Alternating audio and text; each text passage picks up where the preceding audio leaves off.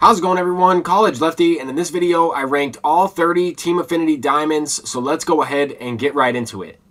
I'm getting into a couple games of ranked seasons here to begin, but I wanted to kind of start this off by saying that the game just came out yesterday. Today's the actual official launch day of early access, and we don't really necessarily know every single player's swing in depth, right? Some of these guys have slightly different animations.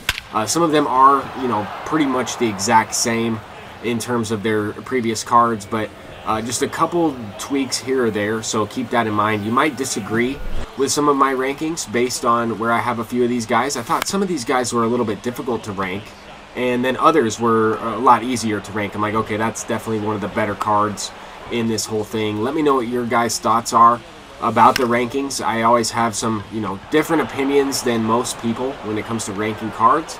But with that being said, getting into some ranked here, we do have Carlos Correa on the team. I went ahead and picked him up. That's the only Team Affinity that I've completed so far, but there are quite a few that I'm looking to go after right away. I think Carlos Correa, I think everyone can agree that he's kind of at the top of the list, or at least the top of the list for most people. But I think that the starting pitchers might have a little bit less value in these Team Affinity programs. I think some of them are decent. Like I have this AJ Burnett ranked at number 30, and then at number 29 I have Jack Flaherty. I think both of these cards are good, right? Jack Flaherty has pretty good hits per nine. He has a pretty good pitch repertoire, not the most deceptive motion. We have Evan Longoria at 28. I think he has lower contact, good swing though. I mean, Kevin Youkilis has some pretty good quirks. Not really a player that I'm looking to try out though. Up next on the list, we have Evan Longoria. I think there's a couple better catchers in this thing, but he does get that pop time quirk. We have Zach Greinke. I think this card could be a lot better. His hits per nine is a little bit lower.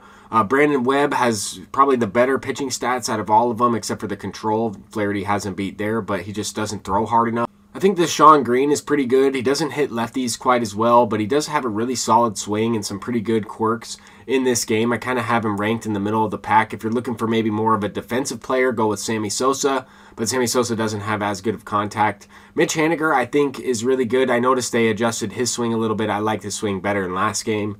Brandon Crawford, solid left-handed hitting shortstop. David Justice, another left-handed hitting outfielder. We got Ricky Henderson in here. I think this card has lower hitting attributes, but the reaction and the speed make up for it. Vladimir Guerrero is a better hitter. If you've ever used any Vladimir Guerrero cards, you know how good he is. Brian Dozier is a really good card, also gets the dead red quirk. Jose Abreu, I've heard, kind of has an adjusted swing as well. This card's more of an offensive player.